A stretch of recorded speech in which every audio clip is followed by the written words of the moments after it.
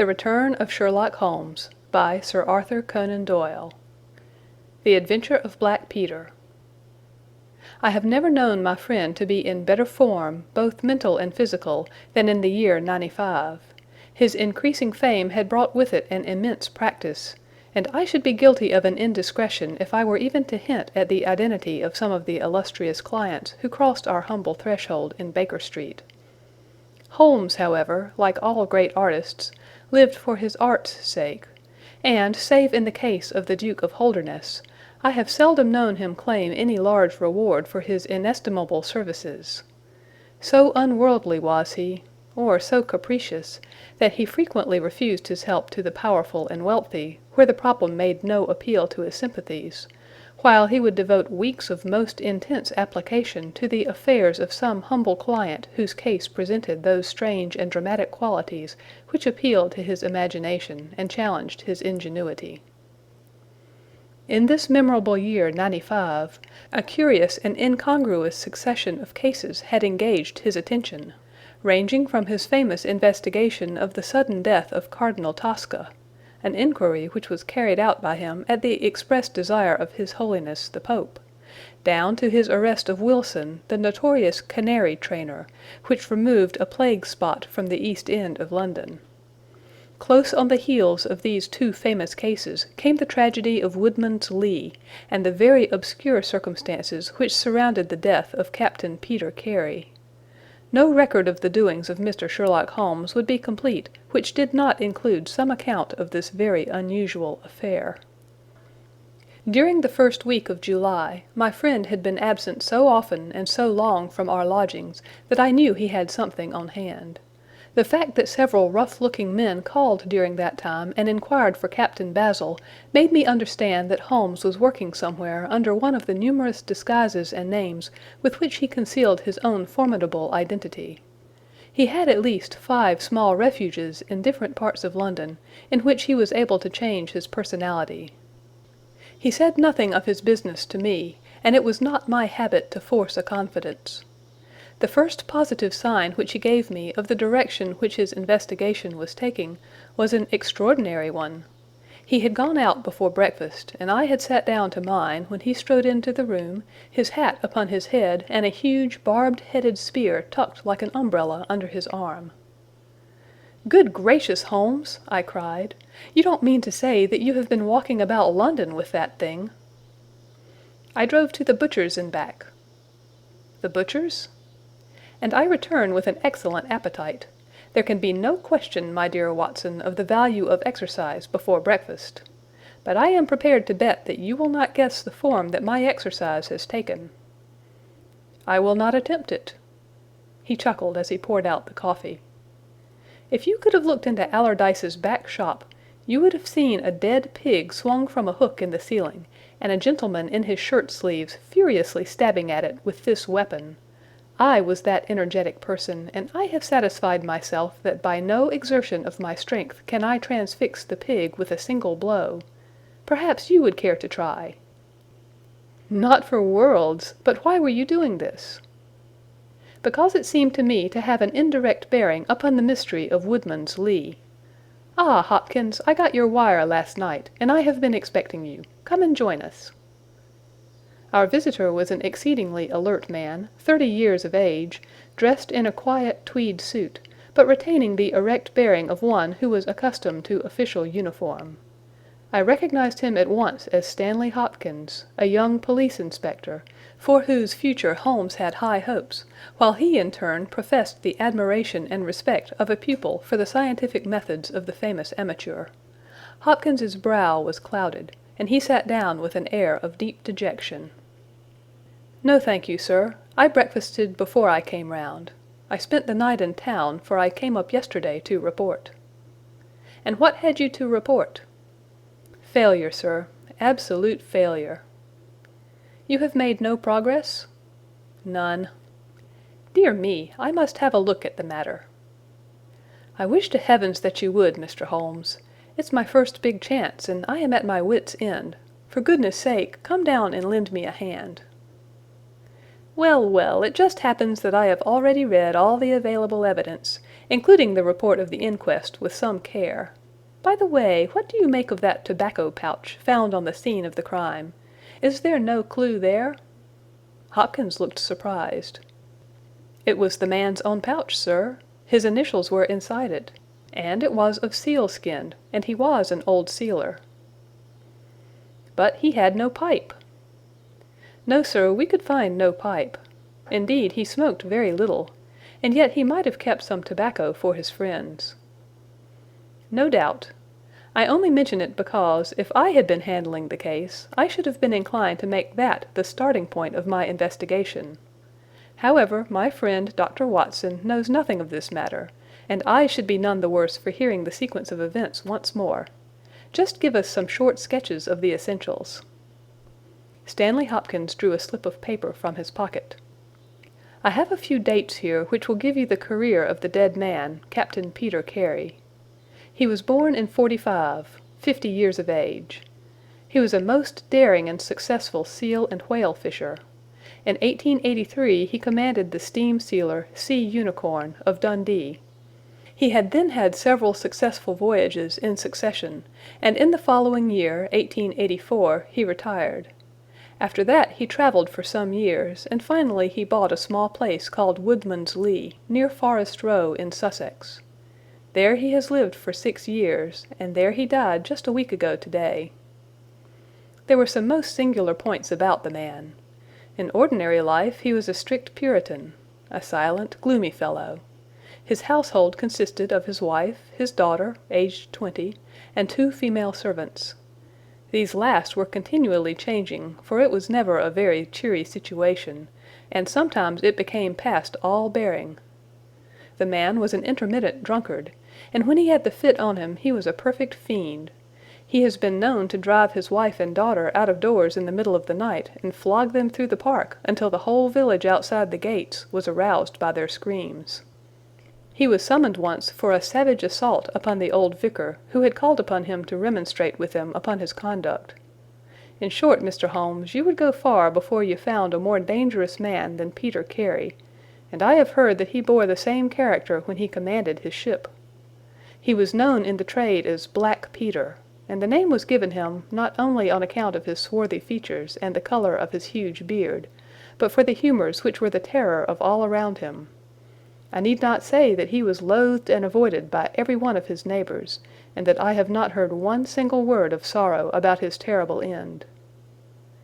You must have read in the account of the inquest about the man's cabin, Mr. Holmes, but perhaps your friend here has not heard of it.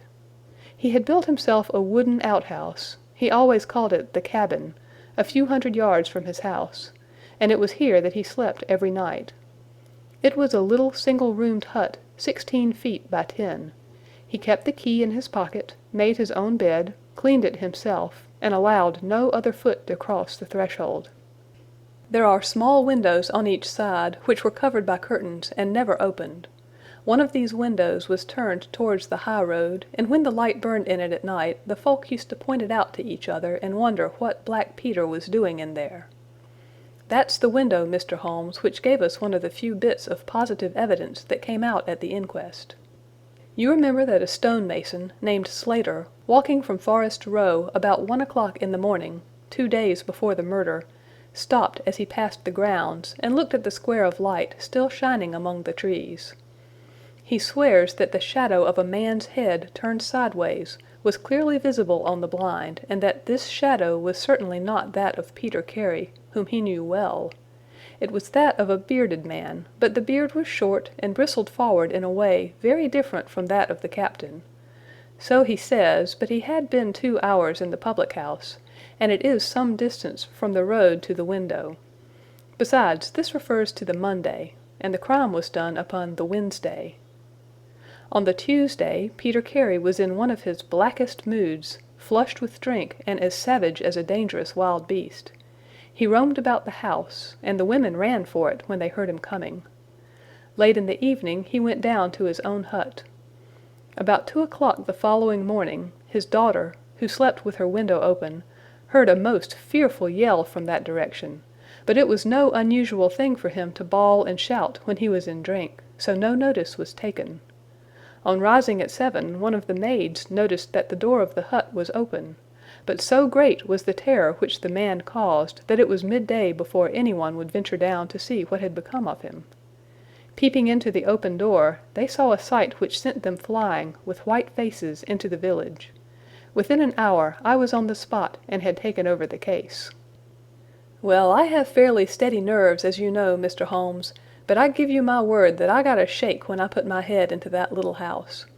It was droning like a harmonium with the flies and bluebottles, and the floor and walls were like a slaughter-house. He had called it a cabin, and a cabin it was, sure enough, for you would have thought that you were in a ship. There was a bunk at one end, a sea-chest, maps and charts, a picture of the sea unicorn, a line of log-books on a shelf, all exactly as one would expect to find it in a captain's room. And there, in the middle of it, was the man himself, his face twisted like a lost soul in torment, and his great brindled beard stuck upward in his agony. Right through his broad breast a steel harpoon had been driven, and it had sunk deep into the wood of the wall behind him. He was pinned like a beetle on a card. Of course he was quite dead, and had been so from the instant that he had uttered that last yell of agony. I know your methods, sir, and I applied them. Before I permitted anything to be moved, I examined most carefully the ground outside, and also the floor of the room. There were no footmarks. Meaning that you saw none? I assure you, sir, that there were none. My good Hopkins, I have investigated many crimes, but I have never yet seen one which was committed by a flying creature. As long as the criminal remains upon 2 legs, so long must there be some indentation, some abrasion, some trifling displacement which can be detected by the scientific searcher. It is incredible that this blood-bespattered room contained no trace which could have aided us. I understand, however, from the inquest that there were some objects which you failed to overlook. The young inspector winced at my companion's ironical comments. I was a fool not to call you in at the time, Mr. Holmes. However, that's past praying for now. Yes, there were several objects in the room which called for special attention. One was the harpoon with which the deed was committed. It had been snatched down from a rack on the wall. 2 others remained there, and there was a vacant place for the third. On the stock was engraved SS Sea Unicorn Dundee. This seemed to establish that the crime had been done in a moment of fury, and that the murderer had seized the first weapon which came in his way. The fact that the crime was committed at 2 in the morning, and yet Peter Carey was fully dressed, suggested that he had an appointment with the murderer, which is borne out by the fact that a bottle of rum and 2 dirty glasses stood upon the table. Yes, said Holmes, I think that both inferences are permissible. Was there any other spirit but rum in the room? Yes, there was a tantalus containing brandy and whiskey on the sea-chest. It is of no importance to us, however, since the decanters were full, and it had therefore not been used.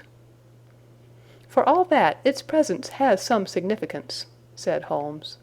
However, let us hear some more about the objects which do seem to you to bear upon the case. There was this tobacco pouch upon the table. What part of the table? It lay in the middle. It was of coarse sealskin, the straight-haired skin, with a leather thong to bind it. Inside was P.C. on the flap. There was half an ounce of strong ship's tobacco in it. Excellent! What more? Stanley Hopkins drew from his pocket a drab-covered notebook. The outside was rough and worn, the leaves discolored. On the first page were written the initials J.H.N. and the date 1883. Holmes laid it on the table and examined it in his minute way, while Hopkins and I gazed over each shoulder. On the second page were the printed letters C.P.R., and then came several sheets of numbers. Another heading was Argentine, another Costa Rica, and another San Paulo, each with pages of signs and figures after it. "What do you make of these?" asked Holmes. "They appear to be lists of stock exchange securities. I thought that J.H.N. were the initials of a broker, and that C.P.R. may have been his client." "Try Canadian Pacific Railway," said Holmes. Stanley Hopkins swore between his teeth and struck his thigh with his clenched hand. "What a fool I have been!" he cried. "Of course, it is as you say. Then J.H.N. are the only initials we have to solve. I have already examined the old Stock Exchange lists, and I can find no one in 1883, either in the house or among the outside brokers, whose initials correspond with these. Yet I feel that the clue is the most important one that I hold. You will admit, Mr. Holmes, that there is a possibility that these initials are those of the second person who was present, in other words, of the murderer. I would also urge that the introduction into the case of a document relating to large masses of valuable securities gives us for the first time some indication of a motive for the crime." Sherlock Holmes's face showed that he was thoroughly taken aback by this new development. "I must admit both your points," said he. "I confess that this notebook, which did not appear at the inquest, modifies any views which I may have formed. I had come to a theory of the crime in which I can find no place for this. Have you endeavored to trace any of the securities here mentioned?" "Inquiries are now being made at the offices, but I fear that the complete register of the stockholders of these South American concerns is in South America, and that some weeks must elapse before we can trace the shares." Holmes had been examining the cover of the notebook with his magnifying lens. "Surely there is some discoloration here," said he. "Yes, sir, it is a blood stain. I told you that I picked the book off the floor." "Was the blood stain above or below?" "On the side next the boards." "Which proves, of course, that the book was dropped after the crime was committed." "Exactly, Mr. Holmes. I appreciated that point, and I conjectured that it was dropped by the murderer in his hurried flight. It lay near the door." "I suppose that none of these securities have been found among the property of the dead man?" "No, sir." "Have you any reason to suspect robbery?" "No, sir. Nothing seemed to have been touched." "Dear me, it is certainly a very interesting case. Then there was a knife, was there not?"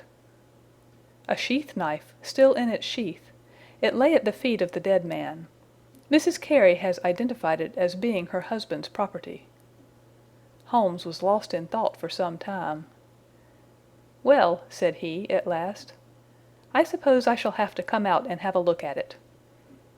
Stanley Hopkins gave a cry of joy. "Thank you, sir. That will indeed be a weight off my mind." Holmes shook his finger at the inspector.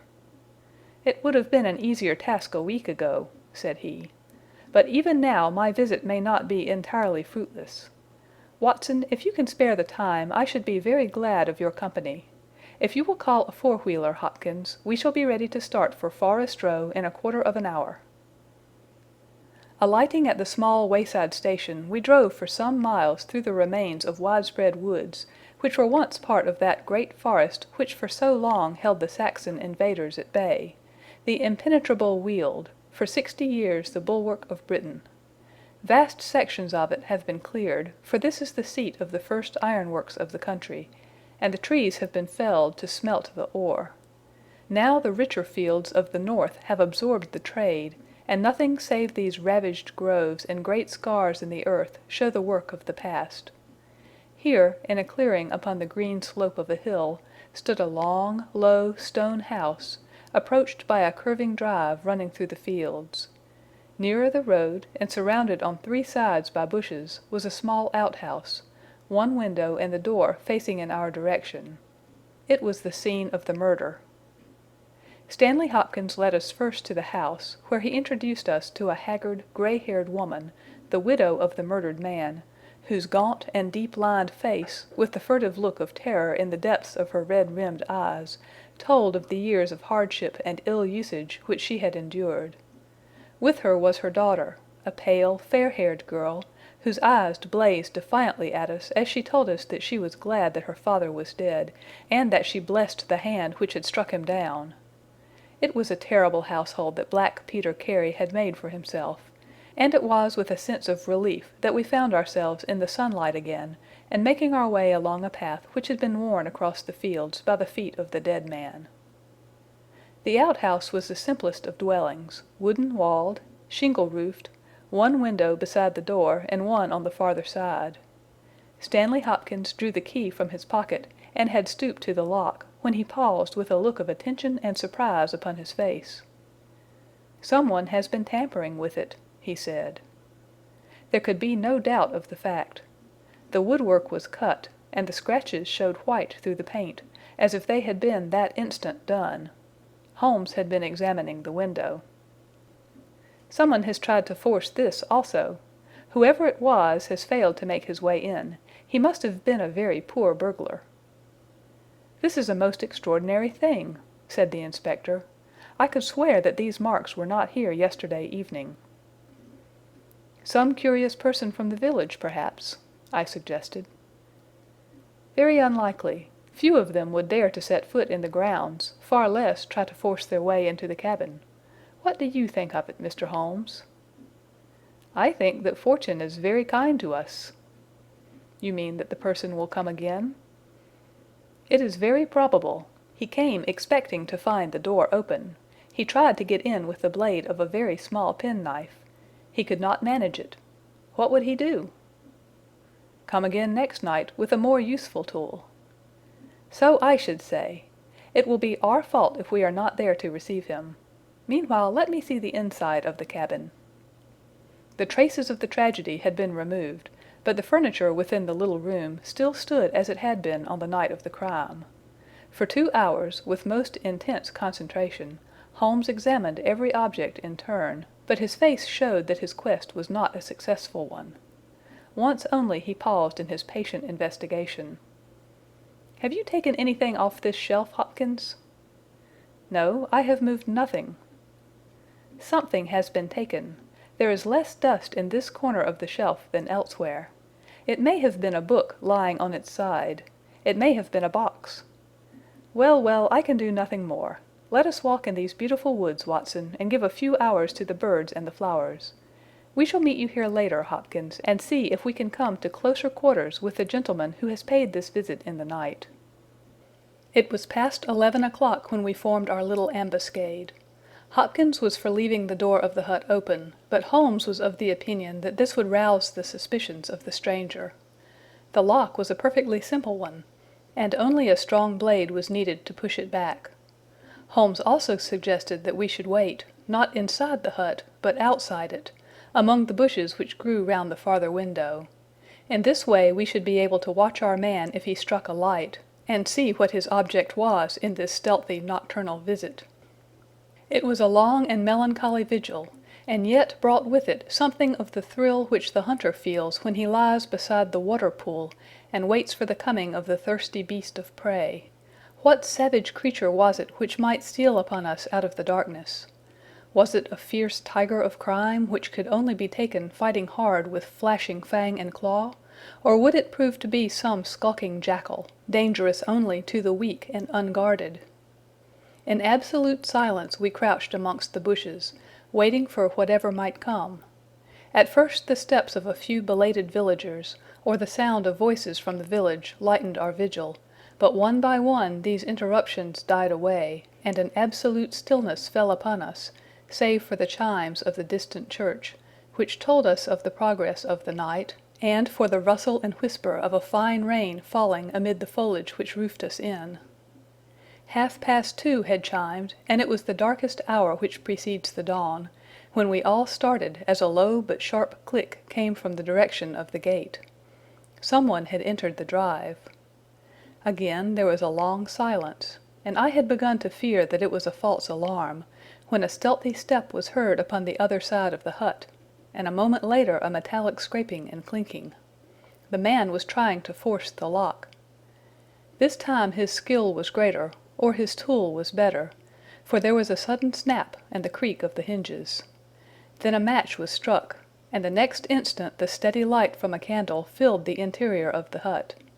Through the gauze curtain our eyes were all riveted upon the scene within. The nocturnal visitor was a young man, frail and thin, with a black moustache which intensified the deadly pallor of his face. He could not have been much above 20 years of age. I have never seen any human being who appeared to be in such a pitiable fright, for his teeth were visibly chattering, and he was shaking in every limb. He was dressed like a gentleman, in Norfolk jacket and knickerbockers, with a cloth cap upon his head.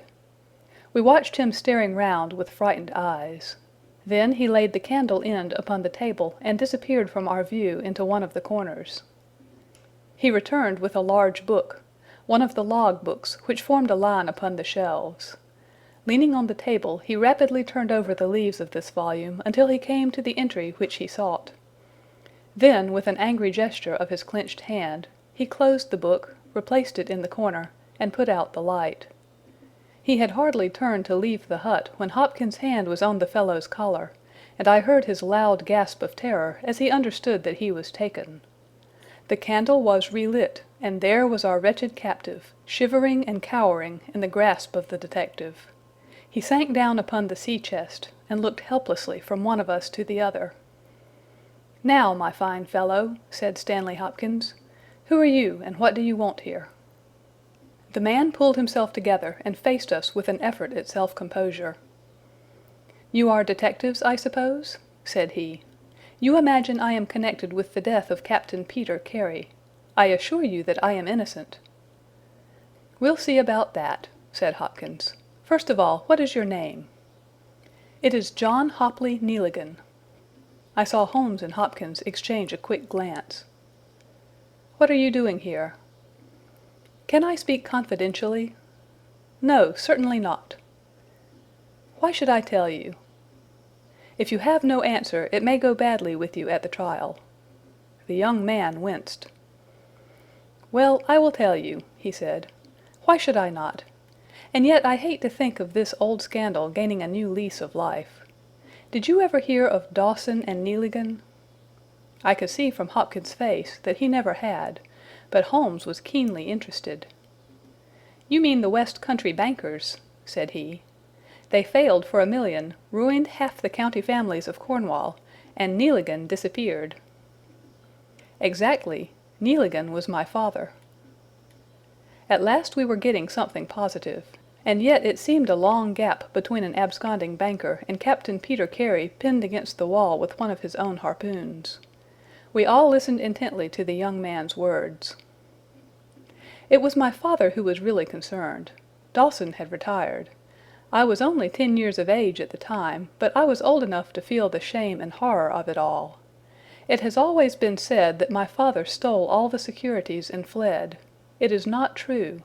It was his belief that if he were given time in which to realize them, all would be well and every creditor paid in full.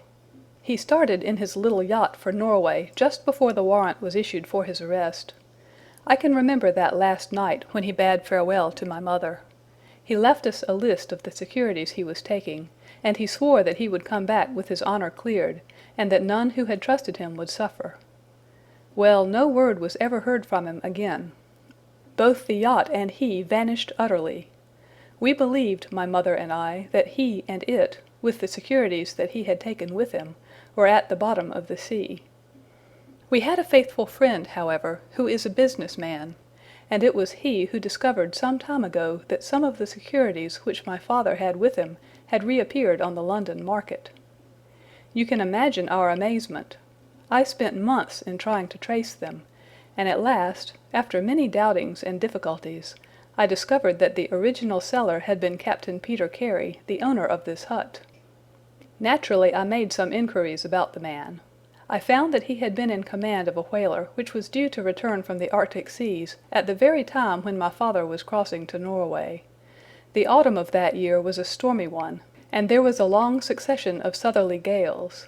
My father's yacht may well have been blown to the north, and there met by Captain Peter Carey's ship. If that were so, what had become of my father? In any case, if I could prove from Peter Carey's evidence how these securities came on the market, it would be a proof that my father had not sold them, and that he had no view to personal profit when he took them. I came down to Sussex with the intention of seeing the captain, but it was at this moment that his terrible death occurred. I read at the inquest a description of his cabin, in which it stated that the old log books of his vessel were preserved in it. It struck me that if I could see what occurred in the month of August, 1883, on board the Sea Unicorn, I might settle the mystery of my father's fate. I tried last night to get at these log books, but was unable to open the door. Tonight I tried again, and succeeded, but I find that the pages which deal with that month have been torn from the book. It was at that moment I found myself a prisoner in your hands." "Is that all?" asked Hopkins. "Yes, that is all." His eyes shifted as he said it. "You have nothing else to tell us?" He hesitated. "No, there is nothing." "You have not been here before last night?" "No." "Then how do you account for that?" cried Hopkins, as he held up the damning notebook with the initials of our prisoner on the first leaf and the blood-stain on the cover. The wretched man collapsed. He sank his face in his hands and trembled all over. "Where did you get it?" he groaned. "I did not know. I thought I had lost it at the hotel." "That is enough," said Hopkins sternly. "Whatever else you have to say, you must say in court. You will walk down with me now to the police station." "Well, Mr. Holmes, I am very much obliged to you and to your friend for coming down to help me. As it turns out, your presence was unnecessary, and I would have brought the case to this successful issue without you, but none the less I am grateful. Rooms have been reserved for you at the Brambletye Hotel, so we can all walk down to the village together." "Well, Watson, what do you think of it?" asked Holmes as we travelled back next morning. "I can see that you are not satisfied." "Oh, yes, my dear Watson, I am perfectly satisfied.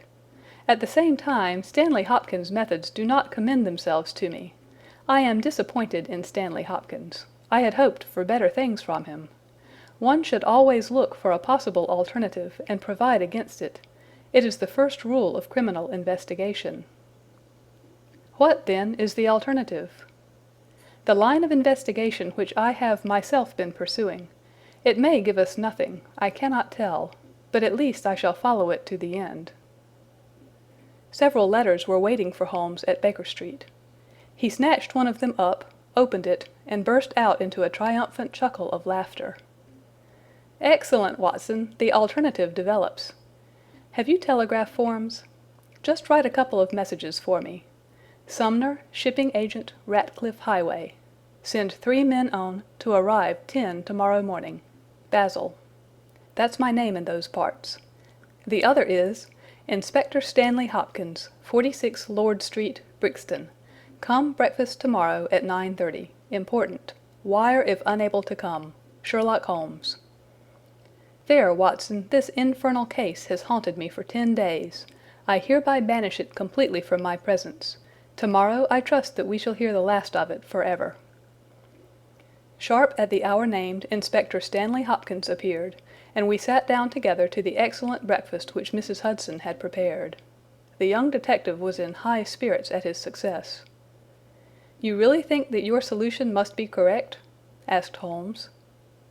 I could not imagine a more complete case. "It did not seem to me conclusive." "You astonish me, Mr. Holmes. What more could one ask for?" "Does your explanation cover every point?" "Undoubtedly.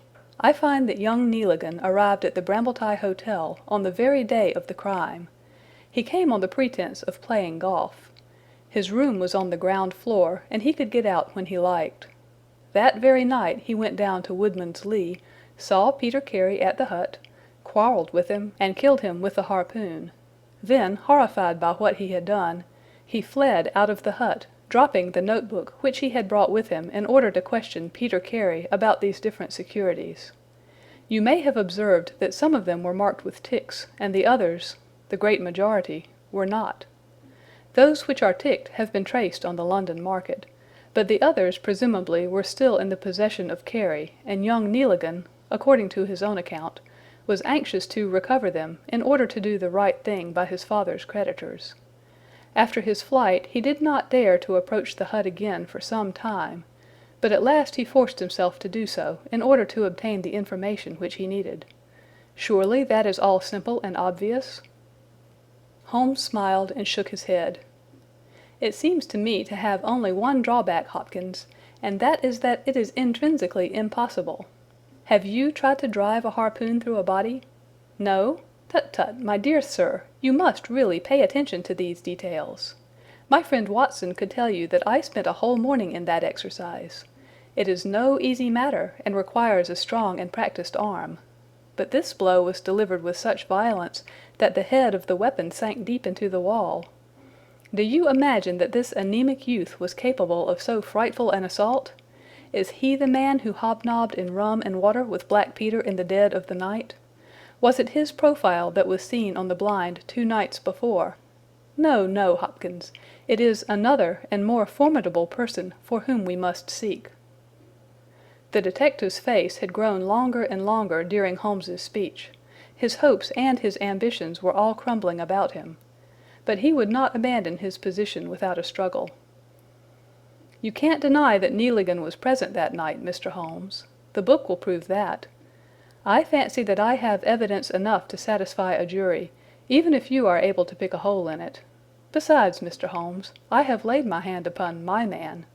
As to this terrible person of yours, where is he?" "I rather fancy that he is on the stair," said Holmes serenely. "I think, Watson, that you would do well to put that revolver where you can reach it." He rose and laid a written paper upon a side table. "Now we are ready," said he. There had been some talking in gruff voices outside, and now Mrs. Hudson opened the door to say that there were 3 men inquiring for Captain Basil. "Show them in one by one," said Holmes. The first who entered was a little Ribston Pippin of a man, with ruddy cheeks and fluffy white side whiskers. Holmes had drawn a letter from his pocket. "What name?" he asked. "James Lancaster." "I am sorry, Lancaster, but the berth is full. Here is half a sovereign for your trouble. Just step into this room and wait there for a few minutes." The second man was a long, dried-up creature with lank hair and sallow cheeks. His name was Hugh Pattens. He also received his dismissal, his half-sovereign, and the order to wait. The third applicant was a man of remarkable appearance. A fierce bulldog face was framed in a tangle of hair and beard, and 2 bold, dark eyes gleamed behind the cover of thick, tufted, overhung eyebrows. He saluted and stood sailor fashion, turning his cap round in his hands. "Your name?" asked Holmes. "Patrick Carnes." "Harpooner?" "Yes, sir, 26 voyages." "Dundee, I suppose?" "Yes, sir." "And ready to start with an exploring ship?" "Yes, sir." "What wages?" £8 a month. "Could you start at once?" "As soon as I get my kit." "Have you your papers?" "Yes, sir." He took a sheaf of worn and greasy forms from his pocket. Holmes glanced over them and returned them. "You are just the man I want," said he. "Here's the agreement on the side table. If you sign it, the whole matter will be settled." The seaman lurched across the room and took up the pen. "Shall I sign here?" he asked, stooping over the table. Holmes leaned over his shoulder and passed both hands over his neck. "This will do," said he. I heard a click of steel and a bellow like an enraged bull. The next instant Holmes and the seaman were rolling on the ground together. He was a man of such gigantic strength that, even with the handcuffs which Holmes had so deftly fastened upon his wrists, he would have very quickly overpowered my friend had Hopkins and I not rushed to his rescue. Only when I pressed the cold muzzle of the revolver to his temple did he at last understand that resistance was vain. We lashed his ankles with cord, and rose breathless from the struggle. "I must really apologize, Hopkins," said Sherlock Holmes. "I fear that the scrambled eggs are cold. However, you will enjoy the rest of your breakfast all the better, will you not, for the thought that you have brought your case to a triumphant conclusion?" Stanley Hopkins was speechless with amazement. "I don't know what to say, Mr. Holmes," he blurted out at last, with a very red face. "It seems to me that I have been making a fool of myself from the beginning. I understand now what I should never have forgotten, that I am the pupil and you are the master. Even now I see what you have done, but I don't know how you did it, or what it signifies." "Well, well," said Holmes, good-humouredly. "We all learn by experience, and your lesson this time is that you should never lose sight of the alternative. You were so absorbed in young Nealigan that you could not spare a thought to Patrick Carnes, the true murderer of Peter Carey." The hoarse voice of the seaman broke in on our conversation. "See here, mister," said he, "I make no complaint of being manhandled in this fashion, but I would have you call things by their right names. You say I murdered Peter Carey. I say I killed Peter Carey, and there's all the difference. Maybe you don't believe what I say. Maybe you think I am just slinging you a yarn." "Not at all," said Holmes. "Let us hear what you have to say." "It's soon told, and, by the Lord, every word of it is truth. I knew Black Peter, and when he pulled out his knife I whipped a harpoon through him sharp, for I knew that it was him or me. That's how he died. You can call it murder. Anyhow, I'd as soon die with a rope round my neck as with Black Peter's knife in my heart." "How came you there?" asked Holmes. "I'll tell it to you from the beginning. Just sit me up a little so as I can speak easy. It was in '83 that it happened, August of that year. Peter Carey was master of the Sea Unicorn, and I was spare harpooner. We were coming out of the ice pack on our way home, with head winds and a week's southerly gale, when we picked up a little craft that had been blown north. There was one man on her, a landsman. The crew had thought she would founder and had made for the Norwegian coast in the dinghy. I guess they were all drowned. Well, we took him on board, this man, and he and the skipper had some long talks in the cabin. All the baggage we took off with him was one tin box. So far as I knew, the man's name was never mentioned, and on the second night he disappeared as if he had never been. It was given out that he had either thrown himself overboard or fallen overboard in the heavy weather that we were having. Only one man knew what had happened to him, and that was me, for with my own eyes I saw the skipper tip up his heels and put him over the rail in the middle watch of a dark night, 2 days before we sighted the Shetland lights. Well, I kept my knowledge to myself, and waited to see what would come of it. When we got back to Scotland it was easily hushed up, and nobody asked any questions. A stranger died by accident, and it was nobody's business to inquire. Shortly after, Peter Carey gave up the sea, and it was long years before I could find where he was. I guessed that he had done the deed for the sake of what was in that tin box, and that he could afford now to pay me well for keeping my mouth shut. I found out where he was through a sailor-man that had met him in London, and down I went to squeeze him. The first night he was reasonable enough, and was ready to give me what would make me free of the sea for life. We were to fix it all 2 nights later.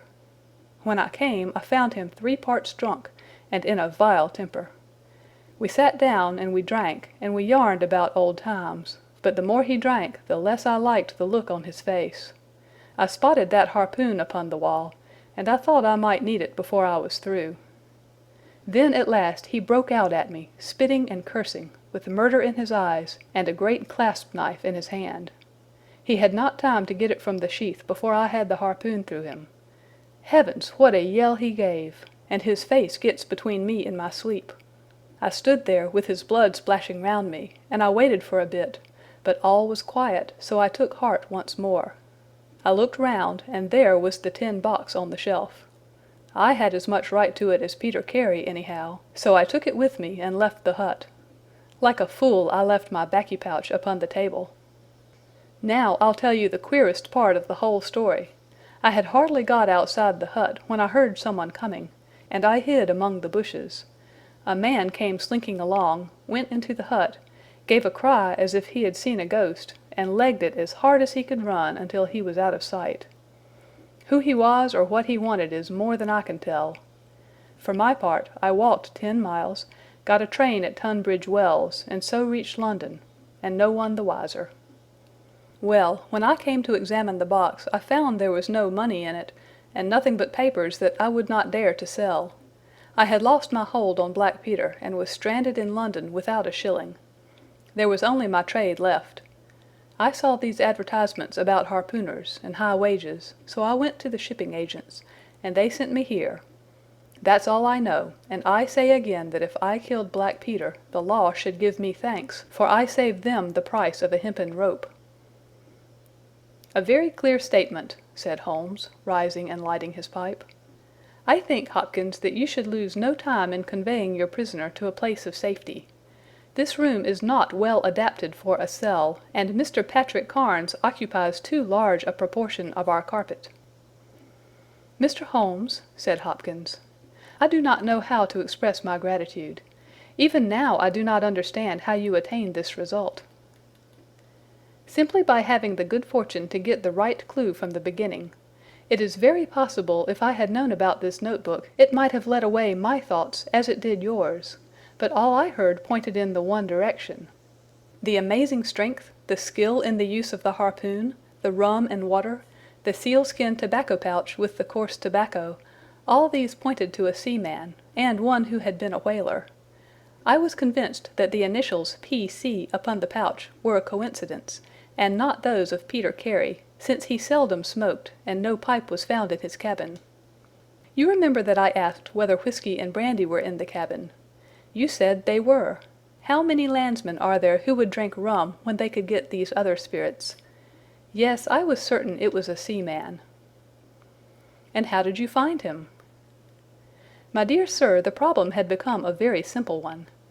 If it were a seaman, it could only be a seaman who had been with him on the Sea Unicorn.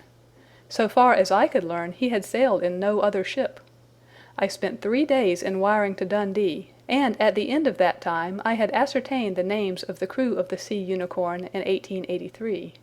When I found Patrick Carnes among the harpooners, my research was nearing its end. I argued that the man was probably in London, and that he would desire to leave the country for a time. I therefore spent some days in the East End, devised an Arctic expedition, put forth tempting terms for harpooners who would serve under Captain Basil, and behold the result." "Wonderful!" cried Hopkins. "Wonderful!"